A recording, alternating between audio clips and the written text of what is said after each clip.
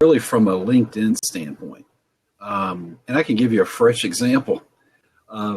This morning I posted that I had been elected as the new president of our local BNI. Who's who?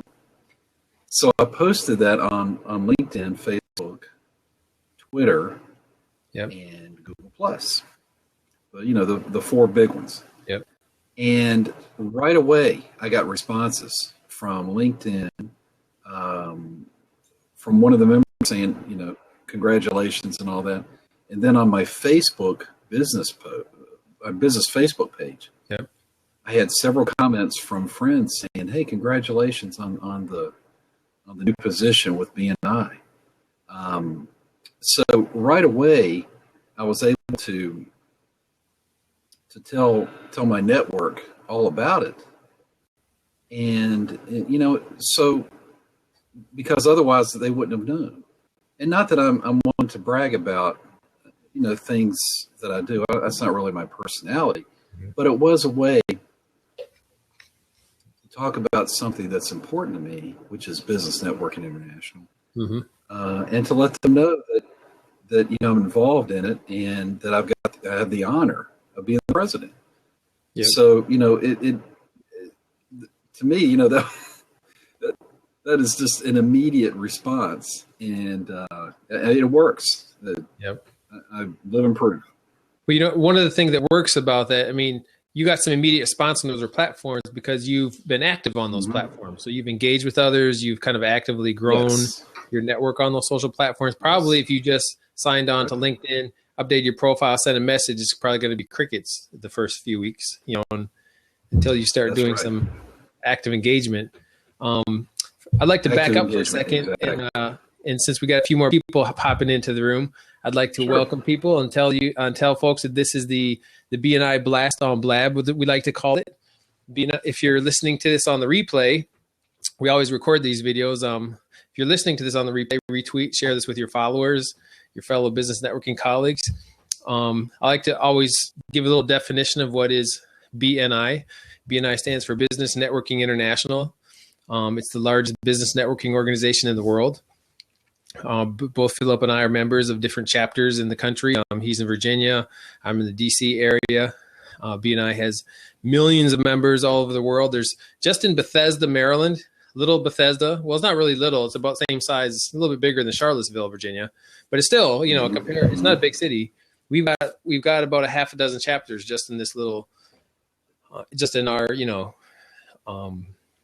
local community, just northwest of DC.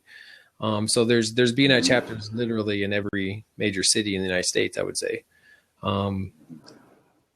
So what we're talking about today is, does social media networking work? And the first question is, does it work in business, or how have you seen that work? And Philip gave a great example of, he just became a chapter president. And so he sent that out on his social media network because he got a couple different people responding on his business Facebook page, immediate response on his LinkedIn page. The way it's worked for me, business networking, I always like to think about stories or experiences that I've had on different social networks, so that, people learn. I learn best by stories. They're memorable. There's something you can pass on. It's really human tradition to talk through stories. Even if they're anecdotal, I think they're powerful depending on, what the story is. And so my story on business social networking on this platform, which is like one of the baby brand new platforms on the internet. There's a Blab platform. My wife hates the name.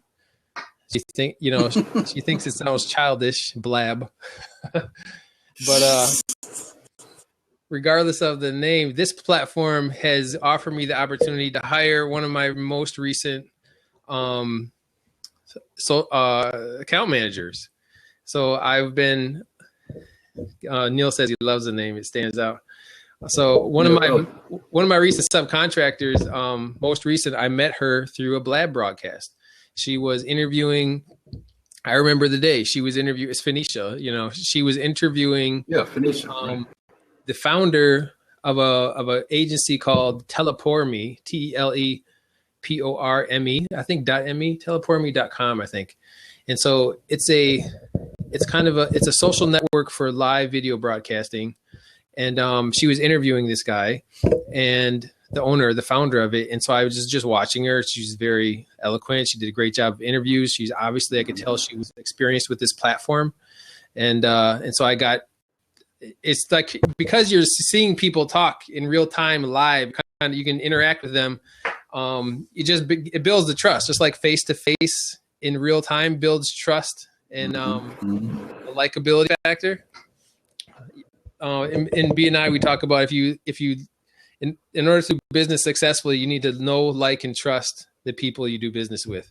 And so I feel like some of these live streaming platforms, especially if they're social, if you can actually have a discussion with people, they really build that know, like, and trust factor pretty quickly. And so when she was talking and interviewing, I'm going and looking at all her social media channels. I went over and checked her out on LinkedIn, which was consistent with Twitter, which was consistent with Facebook, just like yours is, Philip. And so I had a conversation. I'm like, hey, you do a great job on this network. Are you interested in doing more? Have you ever worked in social media? And so it was a very short amount of time where I brought her in as a team member. Now she's one of my lead social media marketing, paid marketing strategists, and she's helping develop kind of paid Facebook advertising process with me for a bunch of our clients. So that's my story for how social media networking works on Blab. It has worked on Blab for me. Great opportunity. Now, for our audience though, Brian, how would you define social media networking? Social media networking, to me, it's like connecting with people on these channels, on these social media channels, on Facebook, Twitter, LinkedIn. So networking is basically forming a relationship with forming a substantial relationship with somebody.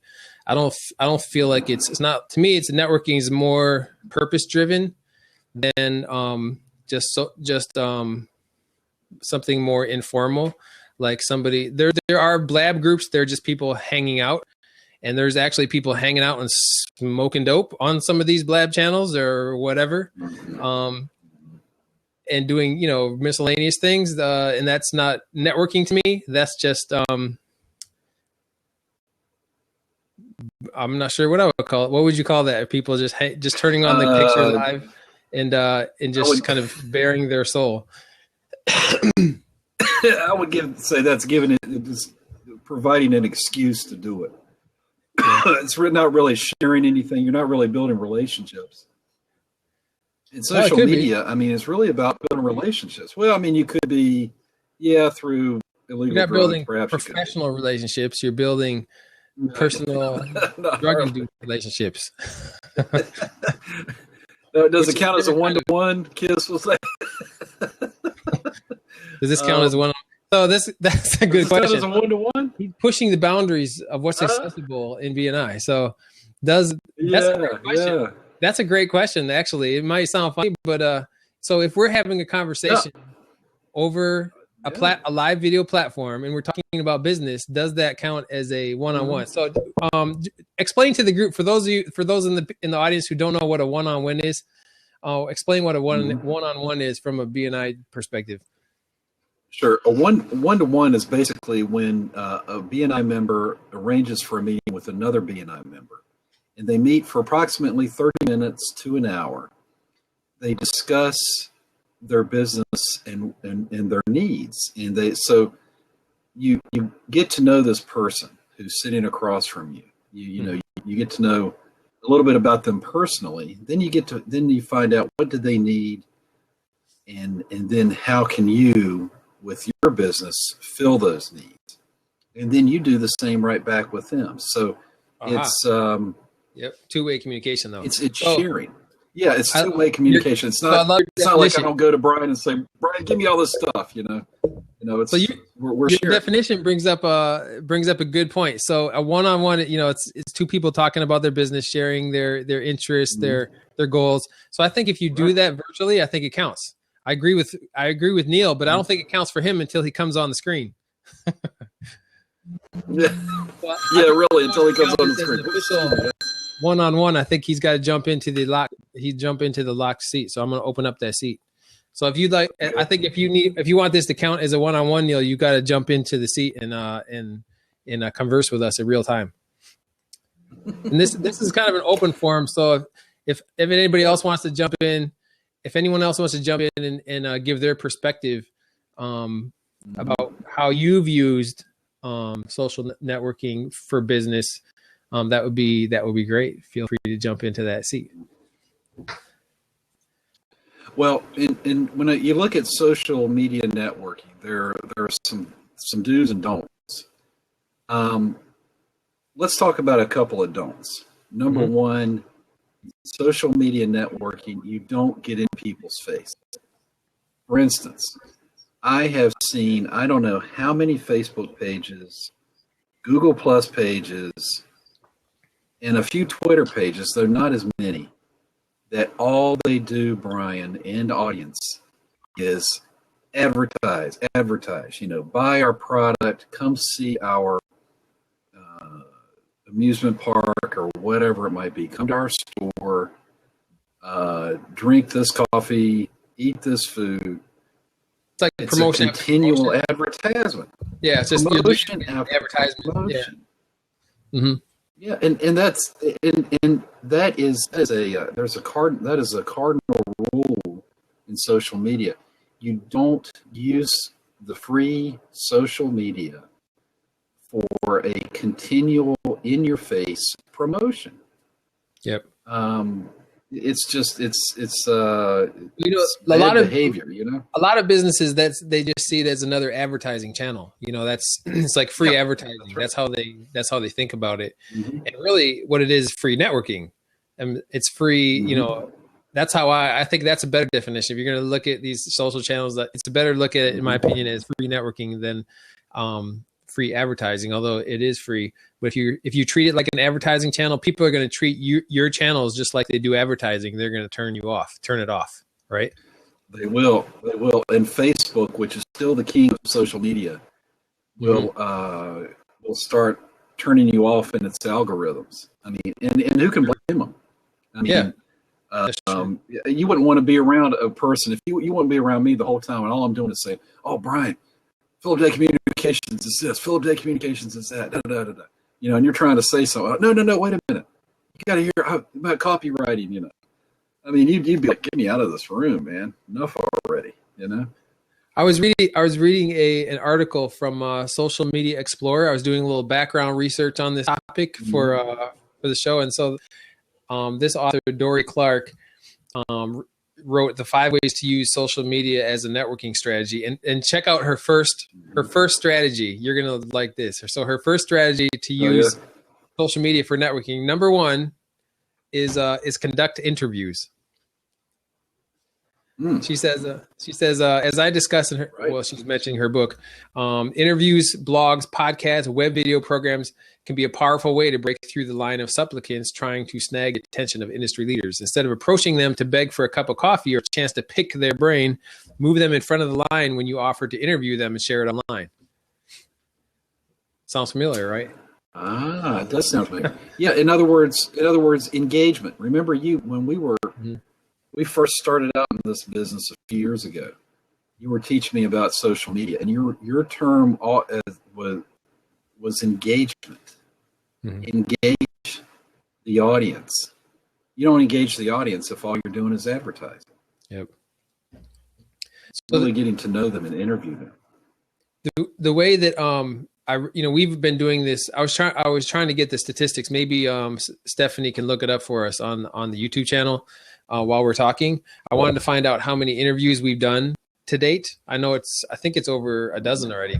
But before I ever did interviews, the way I was conducting live interviews, I was doing blog interviews of business owners, of my clients, of other people that I thought were interesting that I wanted to get in front of or be connected to.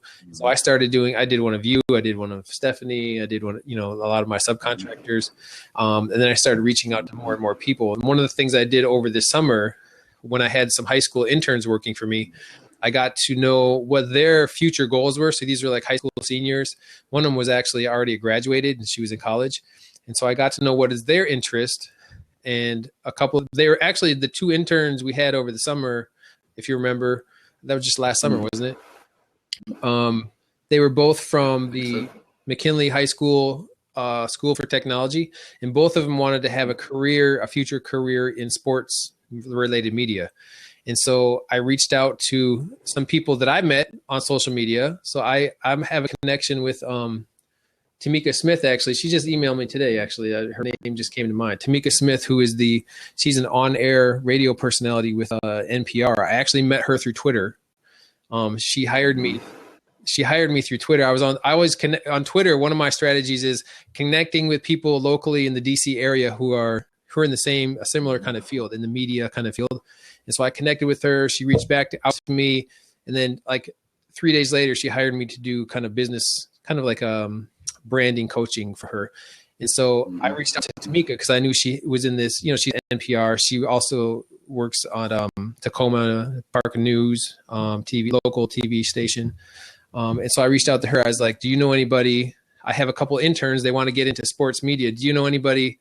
Do you have any connections? Since you're in media, do you have any connections where we could do some interviews of any of your friends or colleagues that are in that field?"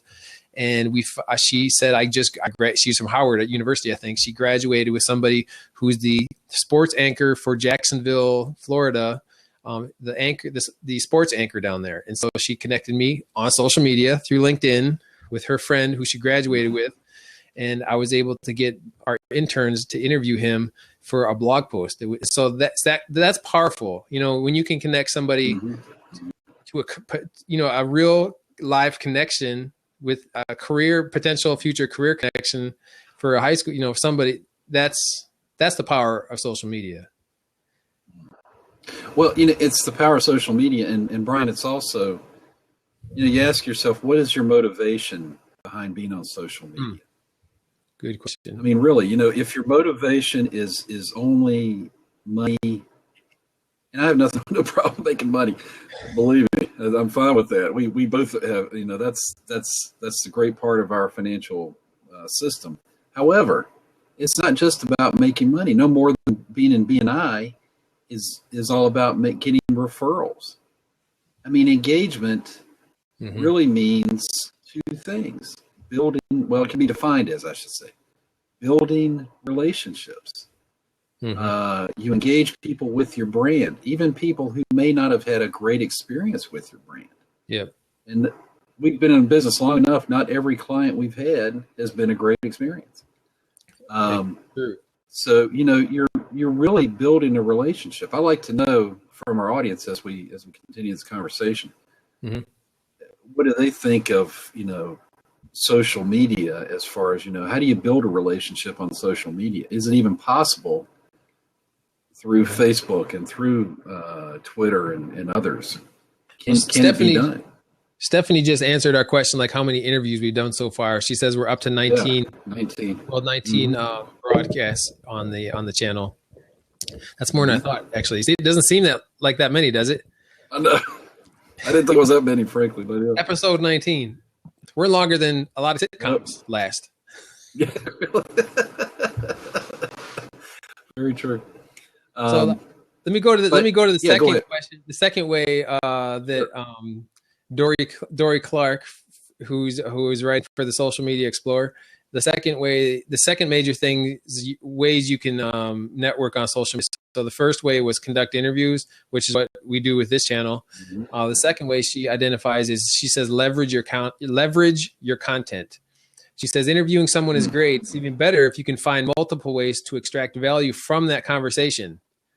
So she said the master in this is Roger Dooley, who is kind enough to interview her for a podcast.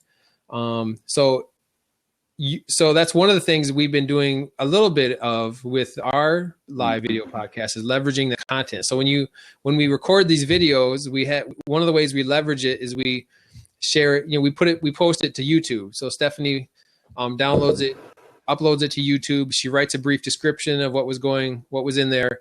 And then she also does a fantastic job of sending that video out to the people we interview. And she gives them suggestions on how they can share it, how they can embed it. So that's another way of leveraging that video content. What are some other ways that you've seen that you've been able to leverage content, or you think we could actually leverage our own video podcast? Well, another way to leverage it, I guess, would be, Twitter. I just gave a presentation on Twitter about 3 or 4 weeks ago, Mm-hmm. and this is such a powerful social media player now. Posting the video on Twitter, perhaps asking a few questions that would come from that were discussed in the Blab video. Leveraging that, and then I just we've got so much to offer through our discussions on social media and other things that we cover here. Another way is to post them on our websites. Post them on the websites too. Yep. Sorry, go ahead. Oh yeah, so that's true. So I'm posting these videos on my website. Like we have like a little Blab channel. There it is. Thank you, Stephanie. Exactly. BNIblast.com. Exactly. So we're posting all those videos there. We're actually probably need to rethink that because we're starting to fill up that page with all these videos. But tweeting it out. So one video podcast can probably provide a week's worth of tweetable content. So, we've talked about leveraging content on this podcast. We talked about conducting interviews. We've talked about interns. So each of those kind of discussions or pieces of content that's coming out of a video can turn into a tweet that we share that same video with multiple tweets associated with it, so that people can kind of see, this video had multiple discussions or ideas about it. The other thing I've seen done, which I'd like to do in the future, and Stephanie will be getting a full-time job out of this eventually, is basically like taking that video and doing a blog article around it. Actually, that'd be good for you, Philip. Take a video and write a blog article, a summarized blog article around what we discussed, what the topic was. That becomes great content, original, useful, interesting content for your website blog, and that's a great SEO ranking factor. And it's relatively easy because you got the podcast, and then you're just kind of you're just summarizing it. And the other thing is too with on Twitter, you create a hashtag. BNI Blast on Blab could be our own hashtag, which we're also branding that. So then this sub brand becomes a sub brand of our own brands. So, you think about these small businesses could do something similar to this, using this type of social network to leverage it, to post it, to, repurpose it in different ways. Mm-hmm. Very good. So being a buzz, there you go. Yeah. So that little hashtag, that's not one I came up with. There's a social media guy down in Florida. I'm trying to remember his name. It's good to give people credit.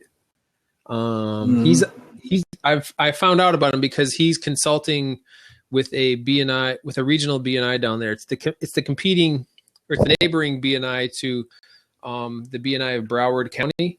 The owners of the BNI in Broward County own the BNI of Central Maryland, and the other side of Florida is owned by another group, and they hired, I'm trying to remember his name. They hired a kind of a social media guru to kind of promote their, the BNI chapters in Florida on, especially I think they're doing a lot on Instagram. That's how I found out about them. And so he came up with this hashtag BNI Buzz. And so I've been using it on a lot of things because it's starting to be a little trendy within our little niche circle. So there's a lot of BNI chapters overseas that are using it. All the BNI folks down in Florida are using it. I'm using it. So it kind of creates a little, starts to create a little traffic and interest around it. So if people start discovering that hashtag BNI Buzz, BNI Blast, they start clicking on it. And then if you've got content that's regularly being shared with that hashtag, like I'm doing that on our own BNI chapters tweets. So anytime somebody does an interview, or anytime somebody speaks in our chapter, I will tweet a message about them. If they've got a Twitter page, I'll mention them, and then I always include that hashtag so that the people who are following it, which is a growing group of people, they'll start to see and connect with the people in our group just through a hashtag. Right. So the third way, as we're wrapping go ahead. What's the third way here? Yeah. We should wrap it up. Let me do, yeah, that's fine. Well, the third way we've already discussed. It said recycle content. So leverage content, recycle content. We've already talked about that.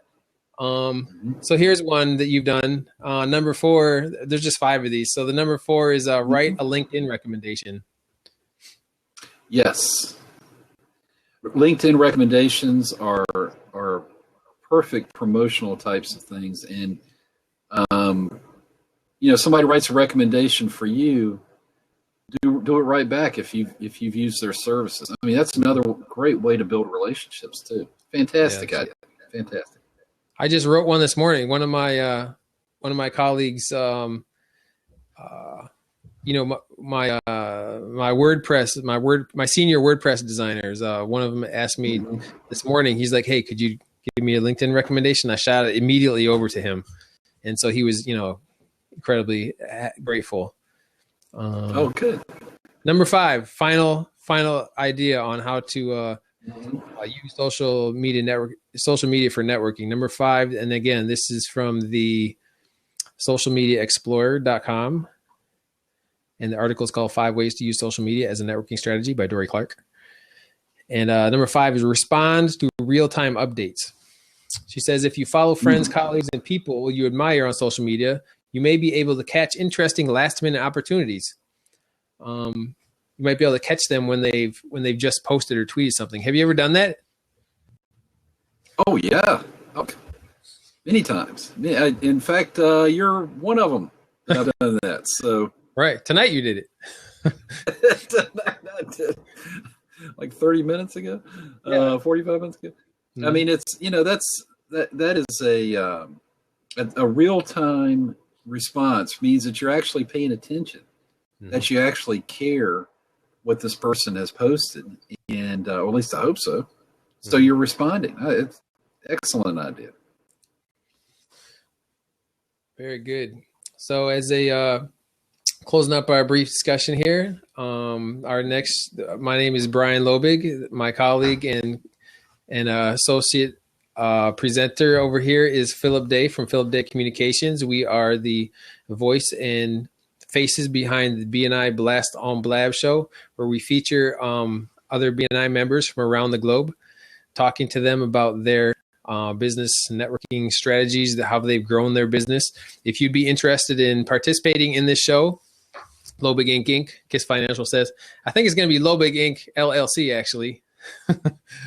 We'll see. I'm incorporating this year at the behest of my my new attorney, Anthony Carducci. Loebig Inc. is cooler. I totally agree. And especially for my tax accountant, he's like, you must incorporate, or I shall not work with you any longer. Okay, it's an ultimatum. You're too risky. So our next, I'm looking at who we're going to be talking to next week. So next week, it looks like we have on deck Gary Flax from Smart Automation Solutions. We're asking the question: how smart is your home or business? That should be a fun and interesting conversation. Ooh, I'm gonna have to read up on that one. Yep. Wow, sounds good. So, any final final words, closing words to the audience? My closing word would be: take time out to build your social media channels. If you don't have any of them now, start creating them and optimizing them. It is not a waste of time. Start with one. Start with Facebook, and then Twitter next, and then build on that. Once you've created them, then start following people, and just take a couple hours out during the week. 2 hours. Just take 2 hours, and start building relationships online. You will not regret it.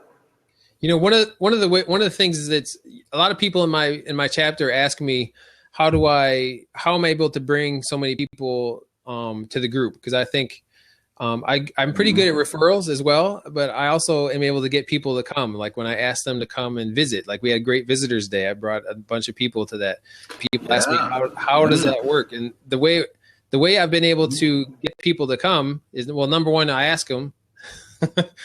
But the reason they say yes is because I've stayed in touch with them. I stay in touch with everybody on social media. So it's so easy, to really stay in front of people's minds. So if I meet them and I have any kind of connection, I'll connect them on LinkedIn. I'll connect with them everywhere they are. They have a social media account. Wherever I'm active, I'm going to see if they're active there. So if I go to their website and they've got Facebook, Twitter, LinkedIn, and Instagram, I'm going to follow on each of those. It takes like 10 seconds. I'll follow them everywhere they are. Yep. And then I'll kind of start, to listen and hear from them, and I'll follow, share, like, retweet their stuff. It's very easy. I'll do that in the evening. And so people know that I'm kind of connected to them through socially. And so it's very easy for me to, when I invite somebody, they're like, oh, that's, they feel like they know me because I'm like all over their stuff. That's right. Exactly. And pretty soon you actually do get to know them. Right. Maybe not deeply, but you do get to know them somewhat. And you run into them and you might say, hey, look, Brian, I saw that you guys posted you went to George Washington's home, or something like that. And that was really cool. And you see something like that. And, people appreciate that. I know I do. When people run into me and say, hey, congratulations on this, or that was, that was a neat photo that you posted about the baseball game or something. I don't know. But it's, social media, it's not, social media is now.